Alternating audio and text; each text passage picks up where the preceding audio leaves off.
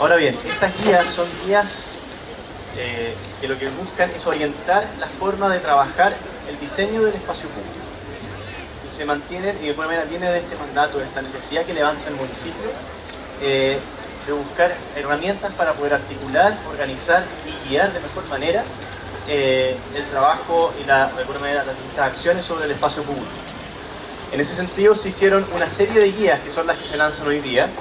Partimos con una guía del borde costero, del barrio comercial o el centro, el barrio de transición o estación, el barrio residencial o mixto Brasil, una guía también específica sobre la vegetación y el arbolado y el trabajo del espacio público desde la perspectiva de la vegetación urbana, y luego también se generó una guía síntesis, que fue el último, que lo que busca es poder recapitular esta serie de guías en un documento más acotado y más simple para poder trabajar.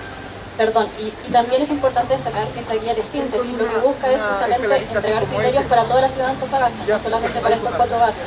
Entonces, si bien se va a entregar información específica para cada uno de estos 4 barrios, existe una sección especial que entrega pautas generales que se pueden aplicar en toda la ciudad.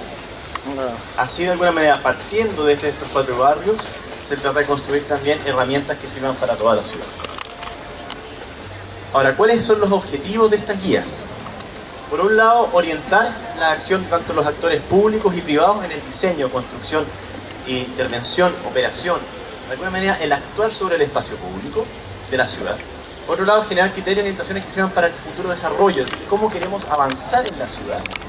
Proteger la integridad y la imagen de cada barrio. Y esto es bien importante porque a pesar de que son guías para 4 barrios, pero además con esta herramienta para nuestra ciudad, ¿cómo podemos proteger y generar un carácter propio de Antofagasta?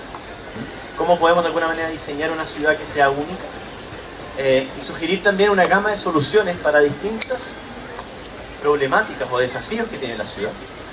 Y generar un urbanismo que tenga una perspectiva de género, que sea también de alguna manera que busque bases para impulsar criterios de sustentabilidad, seguridad y resiliencia urbana. Es decir, cómo buscamos también esos objetivos detrás de cada acción que hagamos. Para esta guía se trabajó también en base no solamente al trabajo mancomunado con los distintos actores públicos, con el CREO, con el municipio, con el gobierno regional. Es un proyecto de ya de varios años, no es una guía que haya surgido de un día para otro. Esto se inició en 2019, previo prácticamente al estallido, paralelo al estallido social. Se desarrollaron estas guías durante la pandemia, también teniendo muchos desafíos, particularmente de la participación y también de la presencia en el territorio. Y luego se termina a principios de este año con esta guía síntesis, es decir, acá viene un proceso ya de varios años de trabajo en conjunto con el CREO y con las autoridades regionales. Ahora, ¿cómo se leen estas guías? Que son esta serie de documentos. Por un lado hay una visión estratégica, se construye una visión en conjunto con las autoridades, se generan principios y líneas de acción y luego se generan pautas y de alguna manera estrategias específicas de cómo intervenir o trabajar el espacio público. La visión estratégica que comenta Francisco es importante mencionar que es para toda la ciudad de Antofagasta, mientras que los principios y líneas de acción se aplican a cada uno de los 4 barrios que trabajamos. Por último, estas pautas y estrategias son lo que les comentaba anteriormente, que son transversales al espacio público y que se pueden aplicar en toda la ciudad. ¿Cuál es la visión estratégica que se construye sobre la ciudad? Por un lado, se define que Antofagasta se busca que sea una ciudad a escala humana, rescatar a las personas de Antofagasta como punto de partida, que es diversa, vibrante y con una identidad propia, poder reconocer esa condición propia de Antofagasta. A su vez, trabajar con los espacios públicos que sean limpios, accesibles, una red de movilidad urbana que nace desde los peatones, invirtiendo la pirámide tradicional sobre que siempre están los vehículos primero, partir con los peatones como herramienta, punto de inicio de toda la acción del espacio público. Cómo generamos lugares seguros, legibles, limpios, atractivos, activos y con vida. Y en ese sentido también entender el rol del borde costero como un elemento articulador de toda la ciudad, que permite además fomentar la movilidad sustentable, la integración urbana y la resiliencia, entendiendo también las distintas condiciones tanto de mar y de territorio. Se definieron ciertos principios y líneas de acción sobre estos 4 barrios tipo. Por un lado, el borde costero. Se define de alguna manera ciertos principios como Antofagasta, que tiene un carácter inicial de ciudad costera. Luego, un lugar donde se encuentran todos los antofagastinos. Una ciudad que tiene esta dualidad entre puerto, balneario y ciudad. Es decir, tenemos 3 condiciones muy únicas. y una ciudad que sabe vivir entre el mar y el cerro. Esa relación entre el cerro y el mar que es clave también para poder entender la morfología, cómo está configurada esta ciudad y de alguna manera sobre eso cómo trabajar. El barrio centro, barrio comercial, entendiéndolo como el corazón comercial, cultural y social de Antofagasta, entendiendo el rol que tiene. Por otro lado, donde todos los servicios están a menos de 15 minutos a pie. ¿Qué significa tener esta ciudad 15 minutos? ¿Podemos replicarla en otras partes de Antofagasta? Un barrio entretenido, sorprendente y familiar, y donde la memoria se hace presente y es parte del futuro. También entender el pasado, la tradición, de alguna manera el valor también patrimonial, como también una herramienta también que genera identidad y genera también arraigo. Tenemos barrios en transformación, en este caso el barrio Estación, por ejemplo, donde hay dos comunidades en un mismo barrio, donde tenemos un barrio ferroviario en el corazón de la ciudad. ¿Qué significa eso y cuál es el rol de aquello? Y también cómo podemos recuperar la calle para los vecinos, elemento importante que sucedió también con las distintas acciones en el territorio. Tenemos barrios residenciales mixtos, en el caso del barrio Brasil, donde tenemos un gran eje articulador que en este caso sería el Gran Parque, la calle como una extensión de la vía doméstica comunitaria y un barrio 880. ¿Qué significa 880? Es decir, que un niño de 8 años y una persona de 80 años pueden hacer sus actividades diarias a pie de manera segura, es decir, un barrio que incluye tanto a los jóvenes como a los adultos mayores como parte importante de la forma de vivir la ciudad, es decir, una ciudad segura, activa y que de alguna manera invita, convoca no solamente a trabajar, a residir, sino que a vivir la ciudad. Por otro lado, tenemos las pautas y estrategias. Las pautas y estrategias se trabajaron en 3 escalas de aproximación. Por un lado, las tipologías de espacio público, que tenemos las calles, plazas, parques y otro tipo de espacios. Los espacios de movilidad, que es por donde transitan las personas. Y finalmente los elementos, que son todos aquellos elementos, por así decirlo, más puntuales que se encuentran en el espacio público. Vamos a hacer un primer acercamiento a lo que son las tipologías. Vamos a mostrar un resumen de lo que son las guías solamente para que se entienda cómo se trabajaron. El documento es bien extenso, son más de 200 páginas, por lo cual acá hicimos un primer acercamiento para que se entienda cómo se trabajaron. En este caso estamos observando a la izquierda todo el subíndice, por así decirlo, de cómo se identificaron las tipologías. En este caso, como son las guías de síntesis, lo que se hizo fue trabajar tipologías de calles sintetizadas para todos los 4 barrios, de forma que se entendieran y que se trabajaran de forma un poco más genérica para que se pudieran también identificar en otros espacios de la ciudad. En este caso estamos viendo una tipología de calle que es específicamente una calle de área patrimonial, que se ubica específicamente en el barrio Estación, y lo que hacemos con las guías es entregar criterios básicos sobre cómo se tienen que ubicar o localizar los distintos usos en el espacio público. En este caso entendemos que existe una calzada central que puede ser compartida con una ciclovía y tenemos un espacio peatonal amplio que incluye mobiliario, espacios sombreados, espacio potencialmente para mesas para los cafés, restaurantes, etc. Podemos observar otro tipo de calle como es la calle Local 1, que esta se ubica específicamente en el barrio Brasil y barrio Centro. Es una calle bien común, en que también tiene unas aceras muy anchas, donde hay jardines, hay también mesas y otro tipo de mobiliarios. Y si seguimos avanzando, también tenemos en este caso una calle con ciclovía y posteriormente la costanera con paseo peatonal. De forma similar se trabajó también con los parques urbanos, plazas, miradores y muelles y balnearios. Ahora, ¿qué es lo interesante de estas guías? De alguna manera empiezan a normalizar y a generar ciertos indicadores o estrategias de cómo intervenir este espacio. Es decir, cómo entendemos la calle, cuál es el rol de esa calle asociada no solamente a los vehículos, sino también a los peatones. Y también asociada al comercio y a los usos genéricos que se van a dar en torno a ella. Después, ¿cuáles son los distintos instrumentos o acciones que se hacen en la calle, ya sea mobiliario urbano, bancas, luminarias, sombreaderos, espacios para comercio u otros más, estacionamientos tanto de bicicletas o de ciclos o también de vehículos, el mismo arbolado urbano o la vegetación, podemos generar jardines o no, platabandas y distintas acciones sobre el espacio público y cómo eso de alguna manera, si lo empezamos a articular, puede guiar a futuras ordenanzas.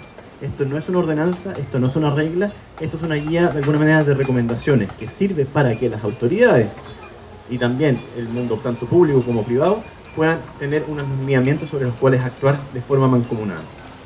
Y dado que está planificado de esa manera, es que no se trabajó con dimensiones específicas, normando los espacios, sino que lo que se hizo fue sugerir una organización del mismo espacio. Pasando a lo que son los espacios de movilidad. Lo tenemos dividido en espacios peatonales, intersecciones y cruces, calzadas vehiculares, ciclos, transporte público y otros tipos de espacios, como podrían ser zonas de juegos infantiles, plazas activas o estacionamientos. En este caso estamos observando un resumen de lo que es estos criterios para el espacio peatonal, en los que acá sí se dan normas más técnicas, como el tamaño de las veredas, dependiendo de la intención que se tenga a la hora de diseñar el espacio público. También mostrando posibles localizaciones para elementos de señalética, mobiliario y cuáles son los anchos mínimos que deben tener estos espacios para que la gente pueda circular con total fluidez. Por otro lado, las calzadas vehiculares se trabajan de forma similar. En este caso estamos observando todo lo que son los dispositivos para disminuir la velocidad, como lomos de toro, etc.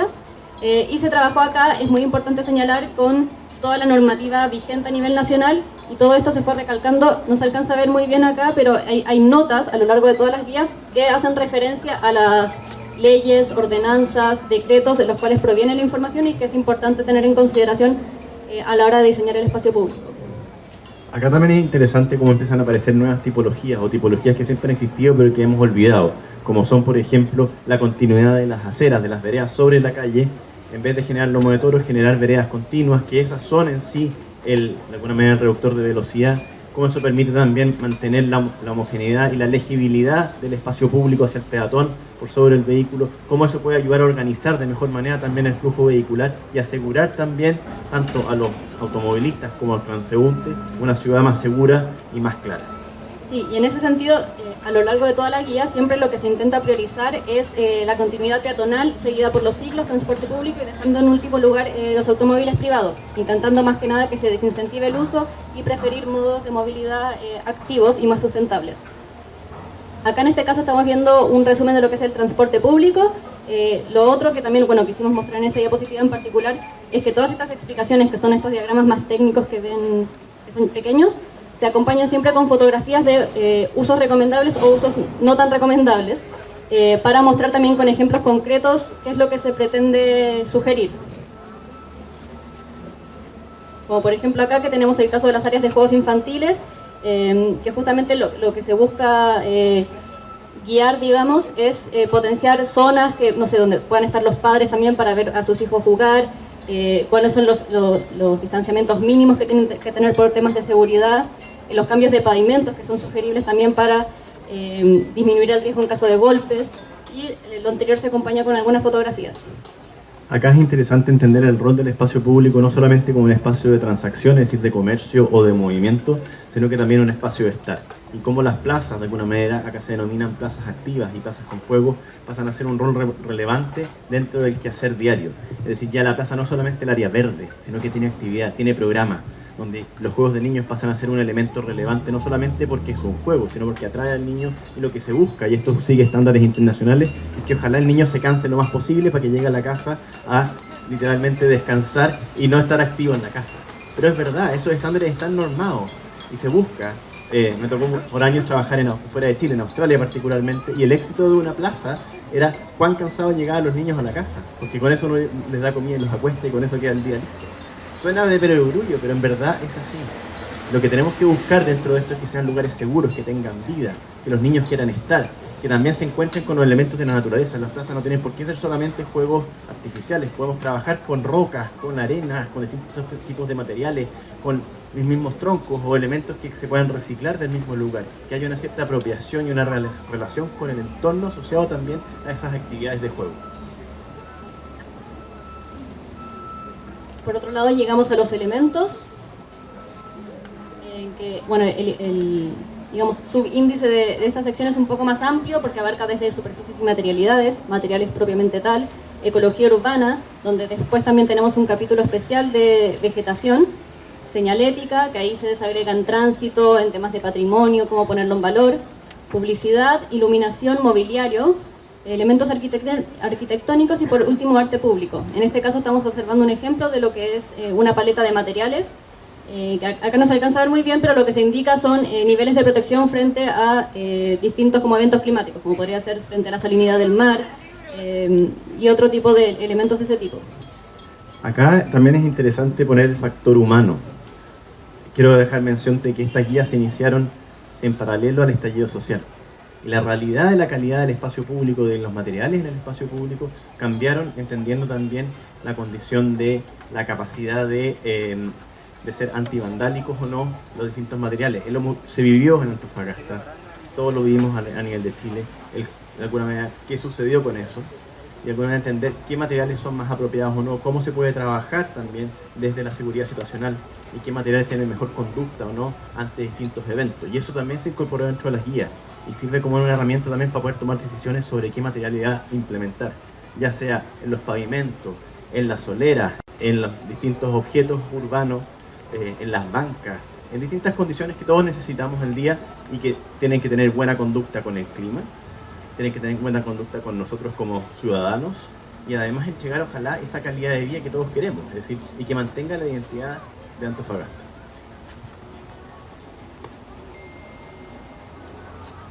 Por otro lado, en cuanto a la señalética, acá justamente tenemos el ejemplo de cultura, patrimonio y turismo, en el que se dispone de un set de elementos, como podrían ser tótems, señales de dirección, placas en el suelo que pongan en valor alguna iglesia o algún otro edificio arquitectónico patrimonial. Y se norman más que nada las dimensiones básicas que deberían contar estos elementos para que sea accesible a una persona en silla de ruedas, a un niño, y que pueda leerlo fácilmente.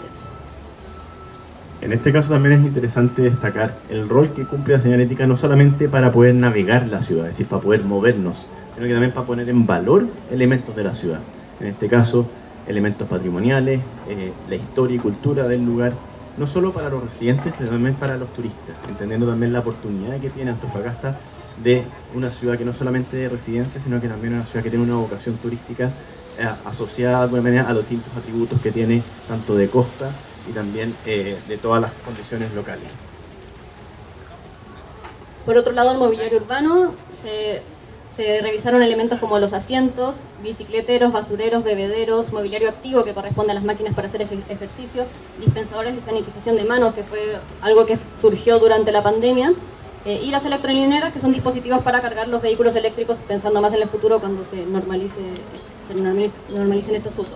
En este caso estamos viendo todos los criterios asociados a los bicicleteros, que también están basados en las guías que entrega el MIMBU al respecto, y que más que nada entrega información sobre las dimensiones, sobre disposición en el espacio público, sobre concentración y cómo no interferir también con con las rutas accesibles, que también es muy relevante.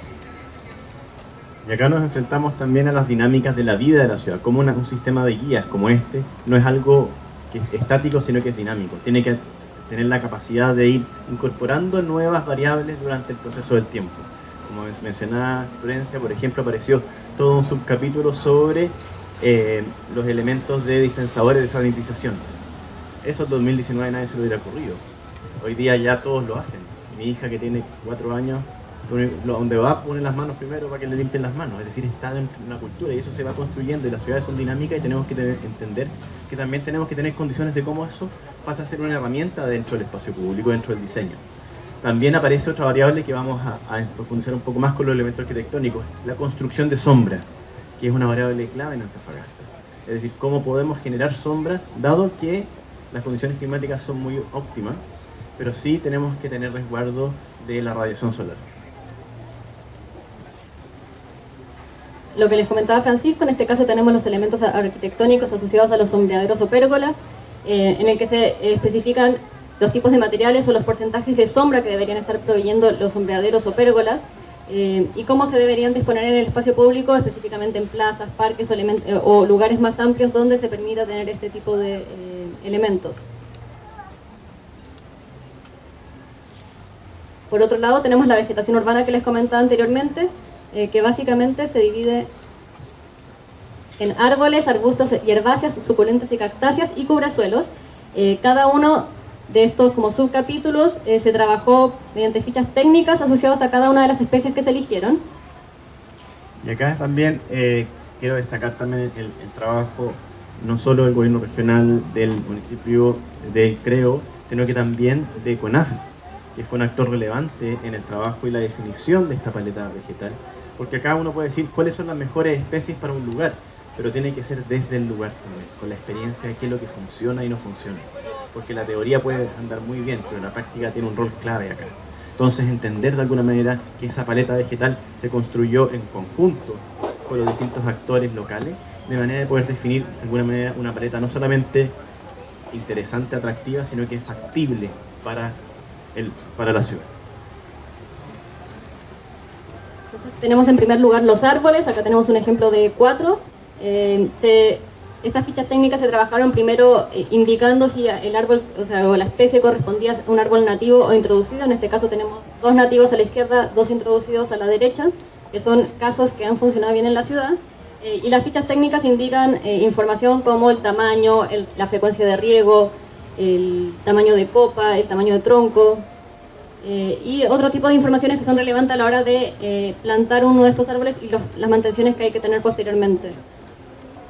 Acá también se hizo un cruce con la disponibilidad de estas especies en la zona, porque uno puede recomendar ciertas especies, pero también hay que tener claridad si es que existen los viveros o no, si es que hay de alguna manera acceso a este tipo de especies en el territorio, de manera de poder segurizar de que lo que se propone en estas guías se pueda después implementar a futuro. De igual forma se trabajaron los arbustos y herbáceas, con un poco menos de información en las fichas técnicas, pero lo mismo al fin y al cabo que es relevante para su elección a la hora de plantarlos en la ciudad, en el espacio público específicamente.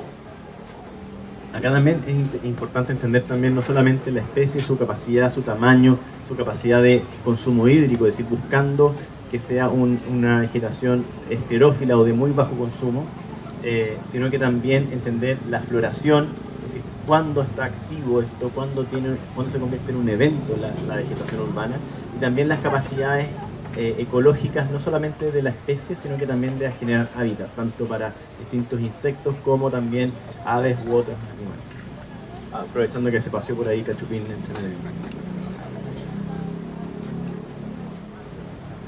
De forma similar se trabajaron las suculentas y cactáceas, y por último los cubresuelos.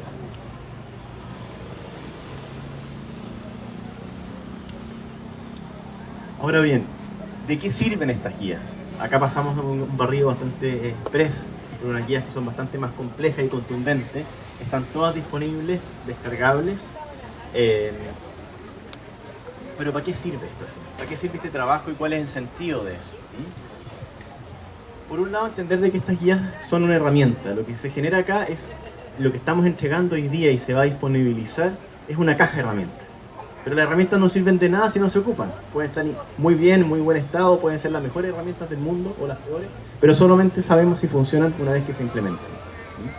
Por eso, de alguna manera, se ponen a disposición de la comunidad, a disposición de las autoridades, de los distintos sectores, para que se puedan implementar. Por otro lado, entender que cada barrio, en este caso, y luego la ciudad, tiene identidades. El barrio centro tiene una gran oportunidad de generar una mezcla diversa e intensa urbana. Tiene un rol urbano muy importante y tiene que preservar su contexto histórico. Y cómo estas guías rescatan esas condiciones a través de distintas formas de intervenir, de trabajar el espacio público en estas dimensiones que explicó Florencia. Luego tenemos el barrio Estación, que tiene un potencial notable para impulsar una vida barrial única y con un acervo patrimonial asociado al ferrocarril, un proceso de reconversión, de generar barrio, de generar ciudad, asociado también a esta historia.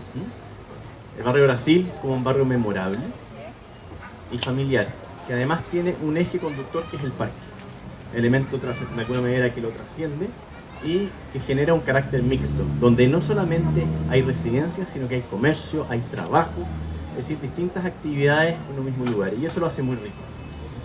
Por último, el borde costero, de alguna manera que es gravitante en la configuración urbana. Esta es una ciudad costera, tiene una esencia costera. En ese sentido, ¿cómo se puede potenciar su coherencia espacial y su cualidad como un gran paseo, este elemento unificador de la ciudad? Ahora, ¿qué se espera con estas guías?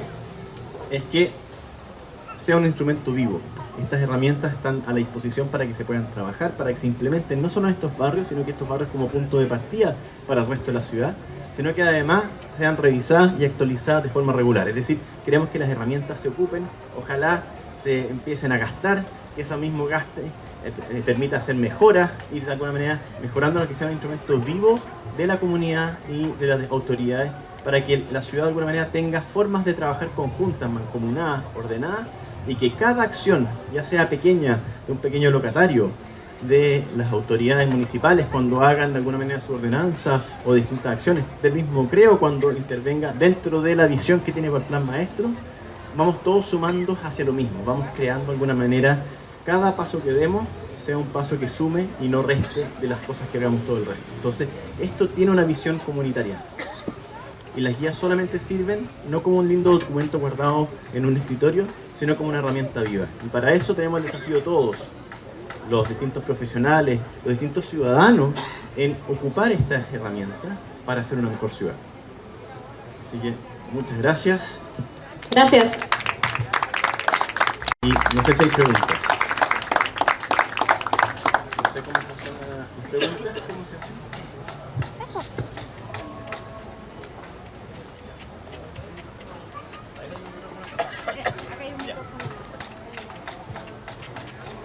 Bueno, Manuel Torres es mi nombre, del Consejo Ciudadano de Antofagasta.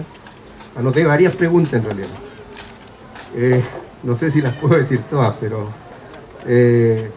primero agradecer, digamos, la presentación, creo que fue muy didáctica y muy potente, digamos, para todo lo que aporte a las ciudades, se agradece.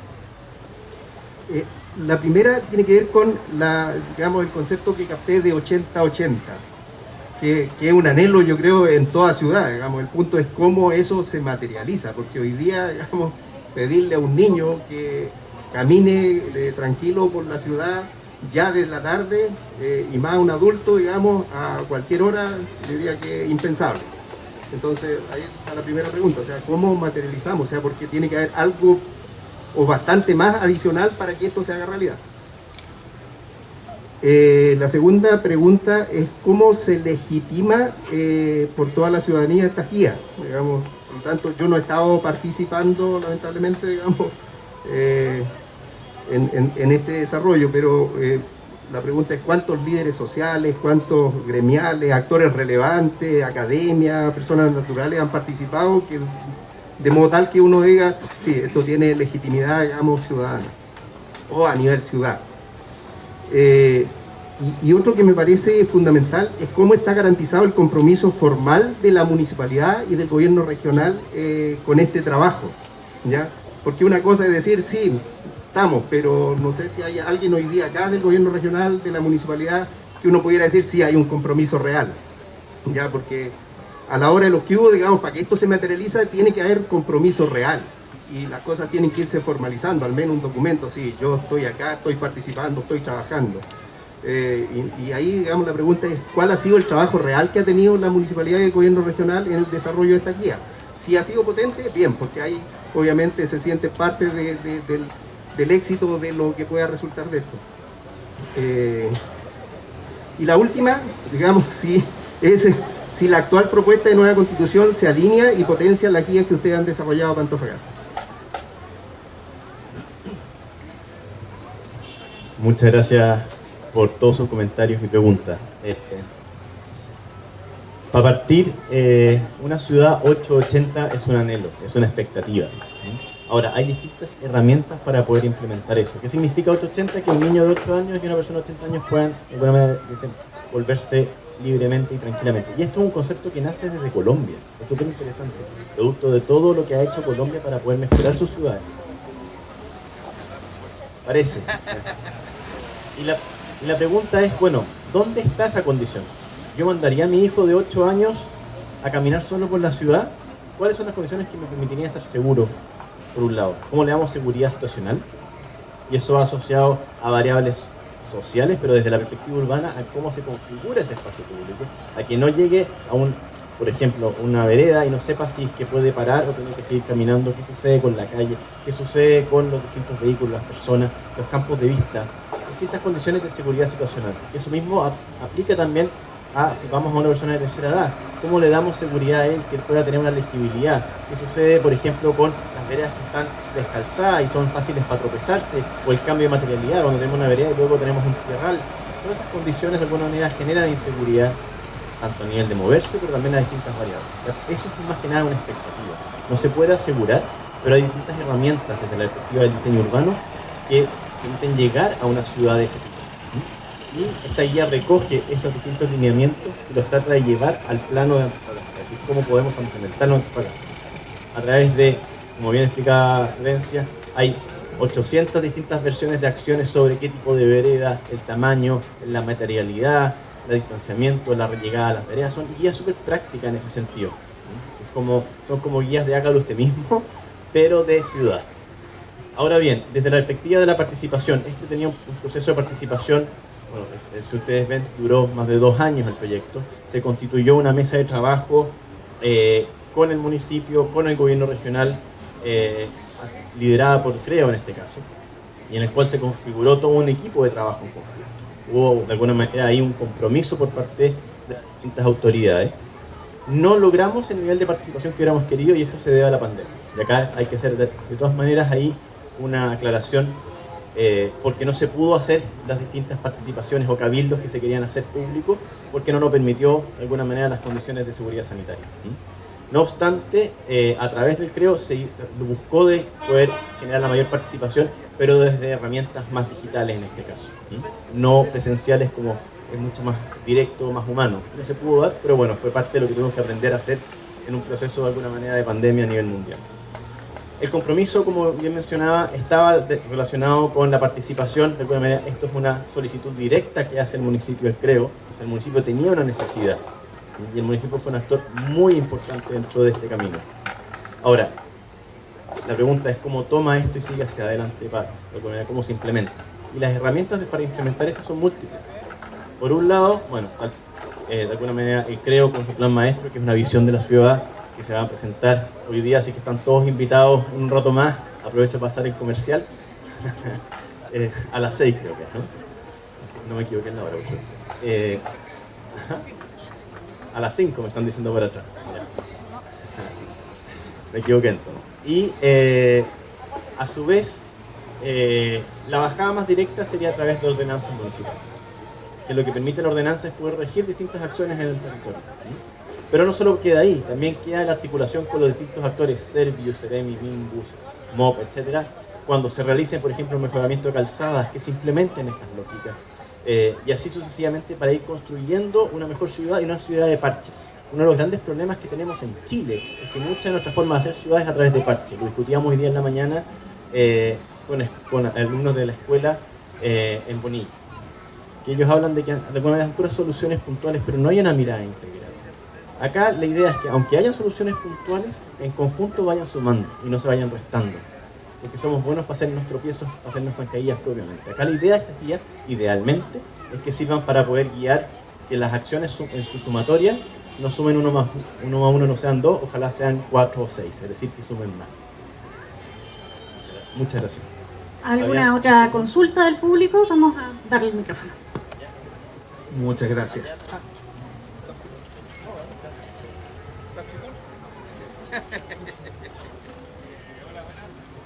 Es amigo, así que Don Pancho, yo se lo voy a dejar.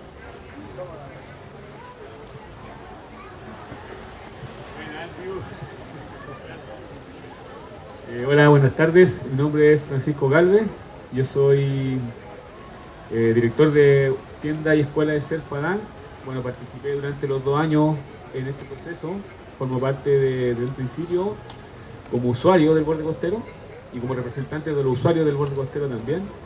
Así que en ese sentido la respuesta del caballero ahí de si la gente participó o no, sí participamos y para nosotros fue un orgullo como usuarios el que nos pregunten qué es lo que nos falta y qué es lo que nos molesta. Entonces, partiendo de esa base, que yo también estoy acá, y mi consulta no era desde el punto de vista tan técnico como buen usuario, he aprendido mucho, sí, pero mi consulta es más que todo, si en todos esos ciclos que están ustedes mencionando, porque está considerado el cambio climático, el tema del agua lluvia, porque eso no está ahora, eso es como una fotocopia del presente, ¿no? Pero uno ve cómo viene el futuro y de repente esa gran inversión que se está haciendo puede que deba considerar eso como un punto relevante igual para el futuro. Gracias, Francisco. Mira, sí, están considerados elementos del cambio climático asociados, bueno, puede ser también a la resiliencia ante desastres, que fue un tema que consideramos en las 8 dimensiones y en la visión estratégica para Antofagasta. Creemos que es súper relevante tener eso considerando de acá al futuro. Es un hecho, digamos, indudable y que siempre hay que tener considerado en todo tipo de planificación. Eso en particular, sobre lo que mencionabas del cambio climático, sobre el tema de las aguas lluvias también es súper importante considerar jardines de aguas lluvias, cómo se recogen estas aguas y cómo, especialmente en las veredas, y especialmente acá también que hay mucha pendiente, cómo podrían bajar por el cerro, los aluviones, que también es un tema relevante. Son todos elementos que están considerados a la hora de diseñar el espacio público. Ahora quedó súper interesante tu punto y agradezco la pregunta también, porque levanta condiciones que no son solamente la foto actual, sino la foto futura. Por ejemplo, con el tema de aguas lluvias. No solamente, cada vez tenemos menos agua lluvia, cuando llueve cae, ruge muchas veces. ¿Cómo podemos administrar el agua lluvia y ojalá mantenerla dentro de nuestras áreas verdes?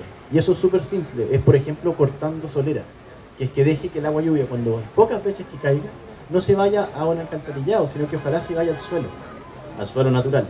Esos elementos están recogidos. Otra variable que también es súper importante, que va asociada a la resiliencia, y particularmente en el borde costero, me voy a colgar aprovechando de tu relación con el mar, es el alza del mar. Va a cambiar completamente nuestra relación, de alguna manera, con nuestra batimetría. ¿Qué sucede con eso? ¿Ya? Exacto, me imagino que lo vives a diario. Y cada vez va a seguir creciendo. Entonces, ok, ¿cómo diseñamos pensando en hoy, pero con una mirada hacia el futuro? Sin quedarnos atrás, para evitar nuevamente seguir poniendo parches, idealmente guiarlo de la mejor manera posible. No significa que tengamos la bola de cristal y sepamos todo lo que vaya a pasar, de ninguna manera. Por eso es un instrumento vivo, tenemos que ir alimentándolo. Tenemos que ocupar estas herramientas y probarlas. Algunas quizás no van a funcionar, pero también aprender de aquello y seguir de alguna manera mejorando. Muchas gracias. Gracias. Bueno, soy Andrew Trench de la Cámara Chilena de la Construcción, arquitecto. Saludos a Pancho. Mira, aprovechando que habló Pancho, porque una cosa que iba a decir es que es importante tener este elemento para tomar conciencia de la dimensión humana y ver las guías como una oportunidad de ponernos de acuerdo. Muchas veces no dejar pasar cosas porque no tomamos conciencia de aquello. Tuvimos la suerte ya de conocer a Pancho. Pancho es un ciudadano de los que hace cosas de verdad, el que colocó su sueño a favor de construir comunidad en el borde costero. ¿Ya? Y eso acá muchos lo conocemos y es digno de hacer un reconocimiento porque hay muchos antofagastinos que han hecho eso. Entonces cuando participan en esto y vemos una oportunidad, tanto una cosa que ha puesto en valor creo ha sido el borde costero. Es decir, Parque Metropolitano, el borde costero es un atributo impresionante. Voy a hablar más fuerte para que salte más. Entonces esas oportunidades de verdad yo creo que las vamos a ir aprovechando. Y esto que nos coloca estándares mínimos para poder discutir de las soluciones que tenemos que aplicar es algo extraordinario. Tuve la suerte de estar en la oficina de Jan Gehl, que justamente habla de la ciudad de escala humana. ¿Ya? ¿Qué es esto que estamos intentando? Porque esa es la dimensión que importa, no solamente en la relación de los espacios, sino cómo nos relacionamos. También acá tuvimos a Jeff Speck, que habla de la ciudad, ¿cómo se llama? Caminable, que estaba ahí Pablo, estuvo, ¿cómo se llama? Estuvimos ahí, ¿cómo se llama? Pablo es algo tuyo. ¿Tu hermano? Hermano y socio. Ya, sí. Perfecto. Ya, por eso estuvimos con ellos y justamente hablando de la oportunidad que tenía Antofagasta. Antofagasta tiene mucha materia prima que hay que trabajar. Hay mucho espacio. Nosotros acá con Creo se potenció un estudio que era justamente un estudio de potencial urbano para identificar dónde están los problemas para poder intervenir. Porque eso es sacarlo de esa percepción un poco, oye, acá creo que es que hacer. No, donde se necesita intervenir. Yo creo que en esto, y por eso lo felicito, y felicito a Creo. ¿Un poquito más? Ya. Y felicito a Creo, porque de verdad acá se entrega una tremenda herramienta y que está a nivel de oportunidad, como ahora nosotros hacemos, que voluntariamente asumamos el compromiso. Porque cada uno de los que somos antofagastinos y decimos que queremos nuestra ciudad, tenemos que reunirnos en torno a la discusión de crear ciudad, de construir ciudad. Así que muchas gracias, felicitaciones a Creo. Muchas gracias, Andrew, y voy a colgar de tus palabras. No sé si todos los pudieron escuchar, pero al menos yo tuve la suerte de escucharte. Es verdad, la ciudad de alguna manera es un desafío y una oportunidad. Y una oportunidad de encontrarnos como personas, de alguna manera como ciudadanos, y también de contribuir todos juntos. Yo tuve la suerte de trabajar con Jan Gehl. Y Y una de las cosas interesantes, particularmente me tocó trabajar con él en Australia, y se ocupaba de un concepto que existe en el mundo australiano y el mundo inglés, que es el Commonwealth, que es que dependen de la reina, entre comillas, o del reino de Inglaterra. Pero él lo llevaba a otro plano, él hablaba de la riqueza común. ¿Y cuál es nuestra riqueza común en las ciudades?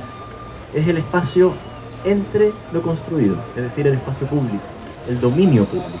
Eso es lo que nos hace más ricos como sociedad, no la casa o el departamento o la oficina. Es ese espacio donde pasamos gran parte de nuestro día, donde nos encontramos todos. Y si todos contribuimos a eso, no es que uno sea más rico que el otro, todos somos más ricos. Y eso hace que de alguna manera tengamos una sociedad más rica. Rica en el sentido no monetario, sino que rica en vida, rica de alguna manera en crear lazos, en confianza. Y eso es una oportunidad para todos. Yo no digo que estas guías sean la panacea, es solamente una herramienta. Una herramienta que le pusimos mucho cariño, fue un trabajo de más de 3 años en conjunto con el CREO. Están a disposición de todos para poder de alguna manera en conjunto poder aprovecharla. Para bien, o si no, va a ser para mal. Pero está, al menos, el instrumento está. Muchas gracias. Un aplauso para el equipo de ALAT que nos hizo entrega de esta guía de diseño. ¿Tenemos más preguntas? ¿Parece en el público? Sí, ya vamos. Entonces, corriendo con el micrófono.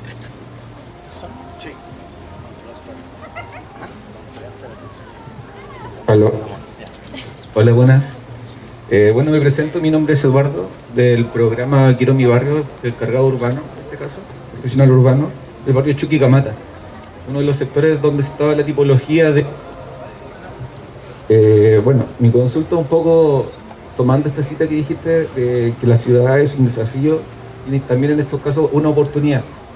Uno de los problemáticas que tenemos nosotros dentro del barrio es, o sea, no una problemática, sino que como un desafío que tenemos en este caso es el ferrocarril.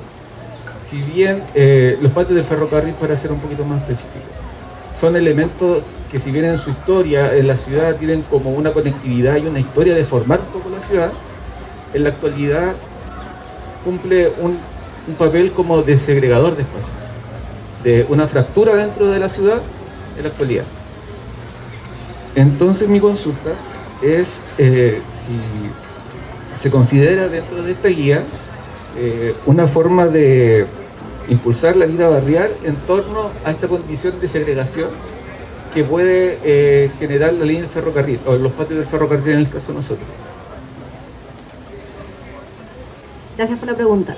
Mira, de forma general, bueno, el barrio Estación aborda justamente todo el tema ferroviario que está más inactivo, digamos que es como en el fondo un espacio muerto, por así decirlo, que no está en la actualidad dando vida a la ciudad y justamente genera espacios que están ahí muertos, por así decirlo, y que generan cierta inseguridad a la hora de, no sé, de caminar de noche o en las tardes, no sé. Nosotros lo consideramos, si bien no hicimos propuestas específicas para ese tipo de situaciones, lo que sí trabajamos fueron con tipologías, le llamamos tipologías de calle con borde inactivo. Entonces, cómo potenciar justamente una forma de activar estos espacios con mobiliario, anclando elementos quizás a, no sé, las rejas donde están estos patios ferroviarios, u otro tipo de elementos que pudieran disminuir la percepción de inseguridad que generaban, y así de cierta forma mejorar la calidad del espacio público que se genera en torno a estos sectores, que consideramos que era muy relevante dentro de los diagnósticos que hicimos al comienzo, que acá nos mostramos parte de ese trabajo.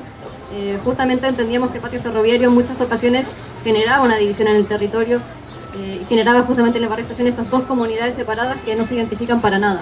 Entonces lo que se buscaba era, bueno, mejorar la relación que existe entre estas comunidades, mejorando la movilidad. En este caso lo que se buscaba era no proponíamos elementos, pero sí definimos criterios para generar, por ejemplo, pasarelas o algunos cruces que fueran más seguros y gratos para los peatones, evitando rejas o elementos que pudieran ser como muy duros para los peatones mismos.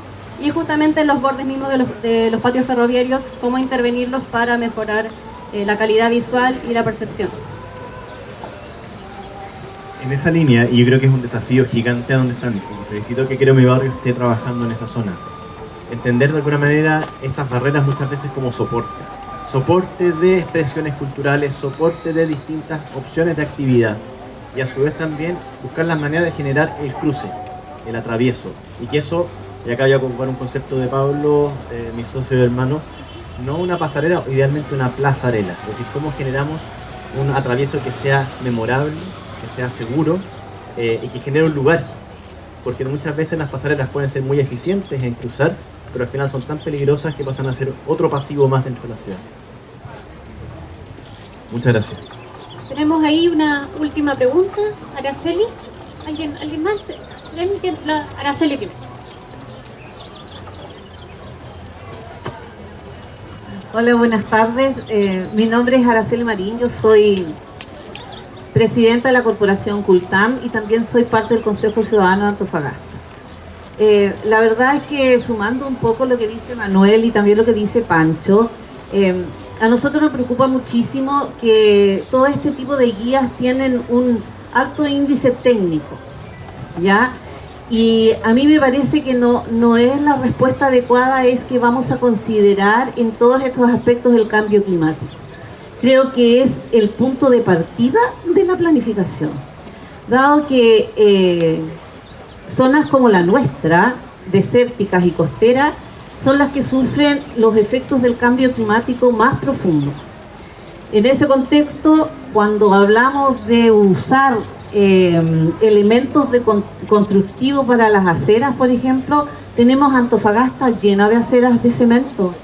Y eso es lo peor en términos de cambio climático por la reflexión que causa. Estamos considerando, yo vi ahí, palmeras.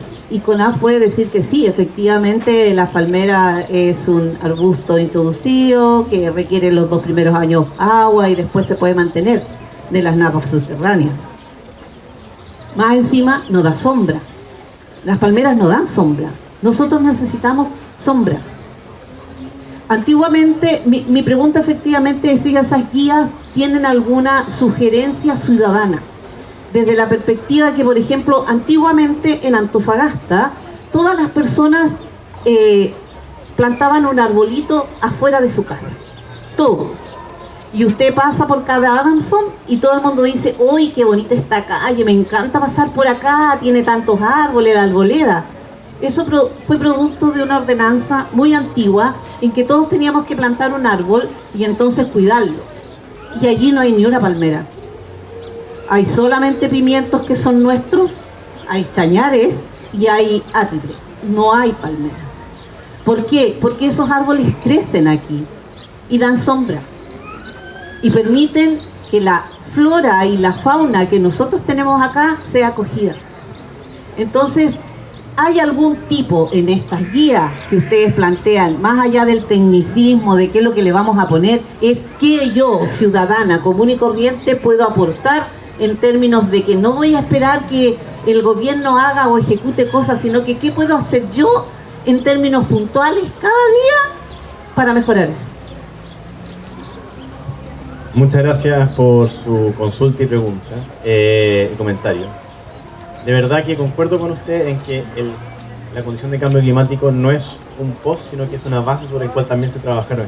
Es decir, es un elemento, es una realidad, no es una futurología, ¿sí? Y estamos en el mismo plano, quizás no se explicó bien. Ahora bien, específicamente con el tema de la vegetación, hubo todo un trabajo con CONAF y con una serie de especialistas botánicos. Y la recomendación es más, hay una serie de especies, tanto introducidas como nativas. La recomendación es trabajar con las nativas, pero también había que hacer una homologación con distintas condiciones de vegetación existente y también de lo que CONAF recomendaba. En ese sentido se tiene que buscar un balance. La búsqueda de la sombra es clave y la sombra está asociada a no solamente la vegetación urbana, sino que también a la construcción de sombra, que aparecía como elementos de sombreadero, distintos elementos arquitectónicos que también son necesarios para poder dar respuestas también en tiempos más inmediatos. Hay que entender también la variable de tiempo detrás de eso. Pero completamente de acuerdo, nosotros estudiamos muy en profundidad el caso que menciona usted. Esa calle es maravillosa, es un lujo. Y de alguna manera uno ve el potencial de Antofagasta de que pudiese tener esa misma condición en gran parte de la ciudad. ¿Se puede hacer? No lo sé si todo, pero de alguna manera, y el rol de alguna manera del ciudadano, en este caso nosotros no podemos mandatar al ciudadano, pero sí la gracia de una guía es que es algo que queda a disposición para ser utilizada. Y acá va a depender no solo de las autoridades en cómo se implementa la ordenanza, sino que también en la difusión de las distintas, de alguna manera, soluciones o opciones que hay para que los distintos ciudadanos también puedan implementarlo desde su quehacer propio, no obligándolos, sino que de alguna manera invitándolos a ser parte de esta, de alguna manera, mejora de su ciudad. Pero no puede ser un mandato, sino que es más que nada, en este caso, una opción. Nuevamente, la idea de la caja de herramientas. Esta es la caja de herramientas, ahora tenemos que aprender a ocuparla.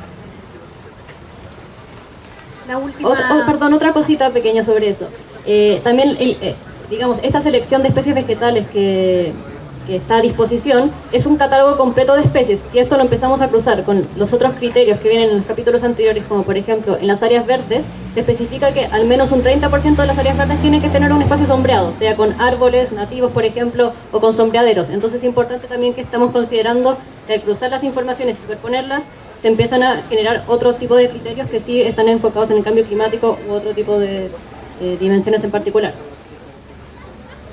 Quiero complementar un poco lo que está diciendo Florencia en este último punto respecto al porcentaje de sombra, y aprovechando que está Luis, que le vamos a pasar una de las guías, porque el Consejo Municipal aquí tiene un rol re importante. Las ordenanzas y las normativas a veces son bastante estrictas y no particulares a los distintos lugares. Y nos ha pasado en la experiencia, esto es experiencia, en el trabajo que hizo Teodoro Fernández en el borde costero, donde se pedía este 30% de sombra y el 50% al menos de sombra vegetal. Sin embargo, en el borde costero pasan dos cosas. Lo primero es que estás muy en un ambiente muy agresivo. Aire salino, roca, por lo tanto, no cualquier árbol se da. La palmera a veces es el único árbol que aguanta. Es de los pocos árboles que aguantan en esos lugares.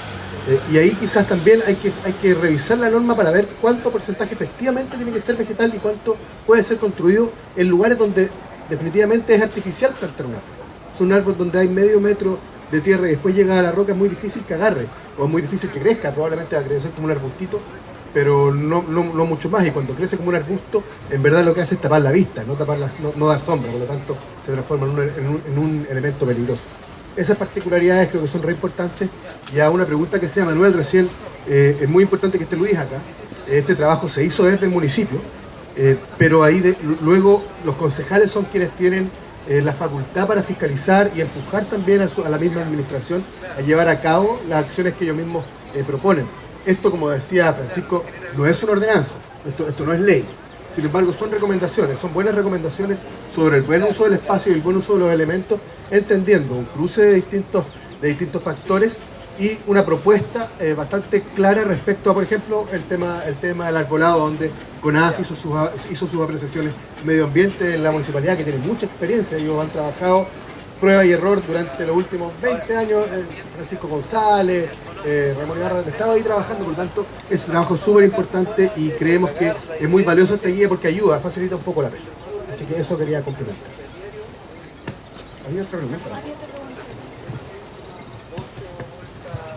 Hola, buenas tardes, mi nombre es Diego Rojas, yo soy Seremi del Deporte. Más que una pregunta quería hacer un comentario. La verdad que recién con Andrew ahí me hacía un comentario respecto a que ojalá todas las ciudades o toda la región pudiese tener esta guía, tal como ustedes bien lo mencionaron. Todo es perfectible, por supuesto, todo es mejorable, pero me parece que esto marca, digamos, una línea respecto a poder hacer inversiones inteligentes, ¿ya? Y que después esas inversiones que se hacen en infraestructura no nos reboten, o no, más bien como lo mencionaste tú, en que hacemos algo y después vemos que no fue suficiente o que le faltaron cosas y después hay que volver a construir o a rehacer la construcción. Respecto a las plazas activas, bueno, voy a leer la guía porque sé que es un barniz de lo que ustedes dieron, pero sí hay algo importante que quisiera poner sobre la mesa y a lo mejor ustedes probablemente lo tienen considerado, pero con esta cosa de la pandemia que sucedió, nosotros equiparamos la balanza respecto a la obesidad infantil y al analfabetismo motriz de los niños, que era una brecha que antiguamente se mantenía bien distante, hoy día está mucho más junta. Por lo tanto, ahí tenemos una oportunidad importante en lo que construimos respecto a las plazas, para poner más circuitos psicomotrices para los niños, para que puedan ir, alargando esta brecha y que no se siga juntando. Y por otro lado, también no sé si existe, y a lo mejor si existiese, me encantaría conversar con ustedes, pero si hay una mirada también en la infraestructura deportiva. ¿ya? Infraestructura deportiva que hoy día tiene que tender a la equidad, que hoy día tiene que tender a ser democrática respecto a cómo construimos y cómo también al lado de esa construcción va acompañada tal vez también hasta de un modelo de negocio para que las agrupaciones deportivas, a quienes se le entregan la infraestructura deportiva, no se transforme también en elefantes blancos el día de mañana y sea un problema, digamos que es una cosa que está sucediendo normalmente. Así que los felicito, les dejo, digamos, a lo mejor ya lo tienen cubierto, tal vez no lo alcanzaron a mencionar, pero felicito esto, me encantó mucho y ojalá pudiésemos replicarlo en todas las otras comunas que tienen realidades distintas a lo que es Antofagasta, que por cierto que tienen necesidades, así que muchas gracias. Muchas gracias, Seremi. En realidad el tema del deporte desde el espacio público, claro, aparece dentro de lo que es el espacio público activo. Y acá es súper interesante, quizás me voy a salir de la guía y me voy a ir a otro tema, cosas de nuestra labor. Nos tocó trabajar con el Ministerio del Deporte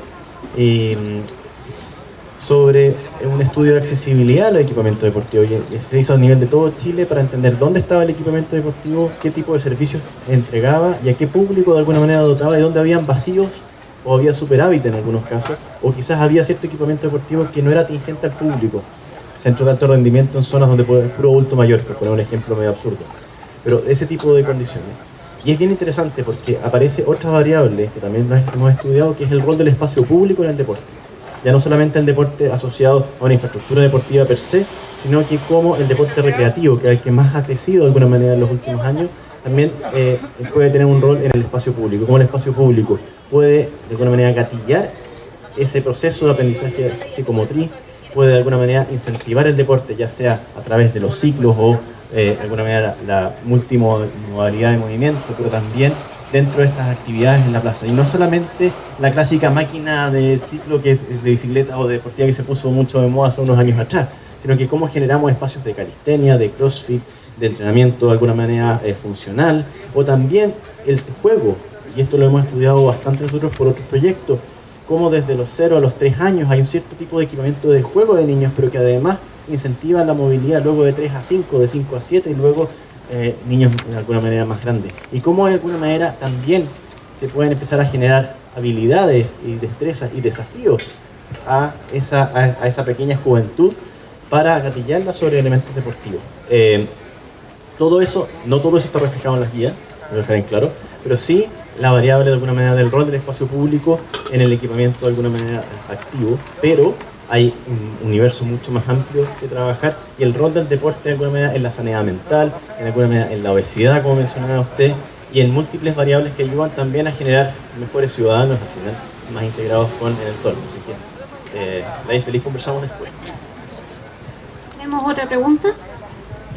Hola, mi nombre es Michelle Bravo, soy directora de UDALBA, de la Universidad UDALBA Antofagasta y también presidente de la Fundación Medioambiental Sé Consciente. Y nosotros nos dedicamos a concientizar a la comunidad del cuidado medioambiental en las costas. Las realidades que vivimos en los operativos de limpieza propiamente tal acá en Antofagasta es una realidad que hasta hace muy poco nos explotó el vertedero, ¿cierto? Acá en la ciudad, y es porque la comunidad, bajo una encuesta que realizamos también, no tiene la opción de responsabilizarse de sus propios residuos. Y lamentablemente es una realidad que se está viviendo acá en Antofagasta y me gustaría saber si ustedes en el plan que construyeron está incluida la gestión de residuos en las costas propiamente tal, y para que la comunidad se incluya, ¿cierto? Y sea parte, porque en las costas es uno de los espacios donde la gente más va de forma familiar a recreacionarse, a pasar momentos distintos. Pero al mismo tiempo es donde más contaminan y donde más ensucian. Y no solamente lo vemos en la arena, sino dentro del mar también, ¿ya? Y el mar es otro ecosistema que está muy abandonado por las autoridades acá de Antofagasta. Así que no sé si me pueden explicar si es que está incluido en el plan, porque volviendo al cambio climático es fundamental y yo creo que es lo primordial para poder erradicar una vez por todas los microbasurales que hay acá en Antofagasta y la contaminación abrupta que estamos viviendo hoy en día. Muchas gracias. Y creo que acá hay distintas escalas de acción. Estas guías son al final una guía de instrumentos de distintas soluciones de diseño urbano. Está desde luego el plan maestro que van a presentar, y creo que esa escala yo creo que abarca aún más en profundidad las variables, por ejemplo, que están mencionando. Sobre la misma accionar sobre el espacio público, sí hay variables asociadas, por ejemplo, a la gestión de residuos en torno a distintos equipamientos urbanos, llámese mobiliario tipo basurero o elementos tipo punto limpio. Pero no hay un plan de gestión porque no es el rol de una guía más que nada de diseño. Ahora bien, yo creo que sí, en otras instancias está. Ahora, no obstante aquello, todas estas acciones, por ejemplo, de tipologías de mobiliario urbano, tipologías de soluciones de distintos sistemas de manejo de residuos en el espacio público, sí están consideradas, pero como una solución específica, no como un sistema per se. Ahora bien, creo que mencionas algo que es clave para la ciudad. Nosotros estuvimos hoy día en la mañana en una escuela en Bonilla, y justamente una de las variables que hablaban los niños, porque estábamos con niños del liceo, hablaban de los microbasurales. Pero una de las apoderadas que estaba ahí, porque eran niños, profesores y también habían distintos residentes del barrio, empezó a retar a todos los niños porque se pararon y dejaban sus botellas de agua tiradas en la calle, porque esto fue una actividad en la calle. Es decir, también hay una condición también de educación ambiental que estamos en debe, no solamente acá, sino que en todo Chile, yo diría, de entender nuestro rol de alguna manera en no solamente ser agentes que esperamos, sino que también que actuamos, porque no somos responsables de nuestros residuos y hacernos cargo también de eso. Los microbasurales lo mencionaban ahí en la escuela. El municipio hace un esfuerzo por limpiarlos cada cierto tiempo, pasa el camión y al día siguiente volvieron a aparecer. Y eso ellos mismos hablaban los mismos estudiantes, que eran ellos mismos los que terminaban votando y después les afectaba a ellos. Entonces también tenemos que ser conscientes de nuestro rol como ciudadanos, y eso una guía no lo va a hacer específicamente. Acá hay ciertos instrumentos de diseño urbano que pueden ayudar a mejorar esa condición, pero creo que acá hay un tema de educación ambiental, de cultura que tenemos que generar desde la pequeña infancia hasta el resto de los adultos, y sernos responsables también de nuestro quehacer, no solamente como demandar, sino que también ser responsables por nuestro actuar. Vamos con... Sí, exactamente. Ahí no metemos la Constitución, pero no. Vamos con la última pregunta, vamos cerrando ya este bloque porque nos queda mucha tarde, nos quedan muchas actividades todavía, nos queda una charla magistral de Alejandro Gutiérrez y también nos queda el lanzamiento del plan maestro de Creo, así que vamos con la última pregunta. Gracias, mi nombre es María Germana Tagle, yo soy la directora de turismo del Instituto Santo Tomás. Y en relación a lo que están hablando, pues me parece estupendo, fabuloso, felicitaciones por todo lo que se ha logrado. Pero mi pregunta va en relación al turismo. ¿Cómo se enfoca el patrimonio? ¿Cómo cuidamos nuestros recursos y si están considerados en su guía? Muchas gracias. Y sí están considerados en las guías desde la perspectiva de la puesta en valor del patrimonio. En ese sentido hay una serie de distintas soluciones desde señalética, infografía, que no solamente sirve, y acá, perdón, me voy a saltar a la pregunta anterior, también había especificaciones sobre señalética para educación ambiental, pero en el caso del patrimonio también hay señalética específica, hay distintos formatos de cómo se ponen en valor. Al final, el patrimonio no solamente el edificio o las distintas acciones, sino que además es la historia que está detrás de aquello. Como eso, de alguna manera, es una riqueza que si no la demostramos, si no la ponemos en valor, no la contamos de alguna manera a los residentes y a los visitantes, pasa desapercibida. Entonces, de alguna manera, eso permite activar aquel elemento patrimonial que pasa no solamente a ser un elemento atractivo visualmente en el paisaje urbano, sino que además cuenta una historia. Y al final, gran parte del turismo y gran parte es la experiencia del turismo. Y cómo generamos que esa experiencia vaya cargada de historias que hagan esa relación con el lugar. Y eso está descrito en distintas soluciones, particularmente sobre los barrios patrimoniales y las condiciones de la escala urbana, de la definición de las veredas, de la definición de la señalética, para poder dar respeto de alguna manera y poner en valor aquellos elementos que además activan el turismo.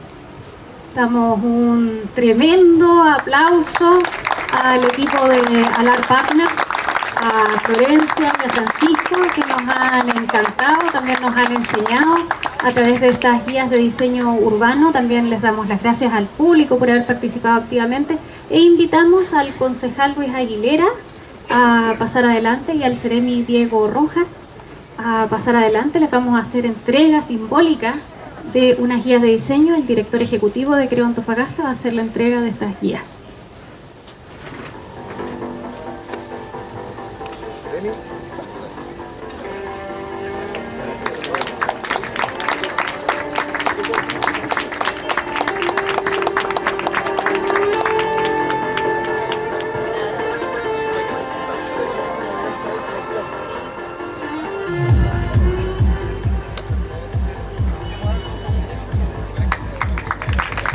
Un aplauso, por favor.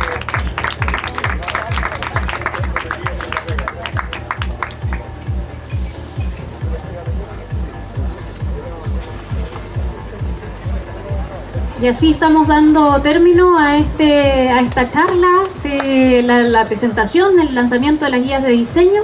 Pronto vamos a seguir con más contenido en esta tarde. Viene la conferencia de Alejandro Gutiérrez y también viene el lanzamiento del plan maestro. Así que los invitamos a que nos esperen un momento porque ya viene el cambio de escenario en el fondo. Un aplauso para despedir a los chicos de acá.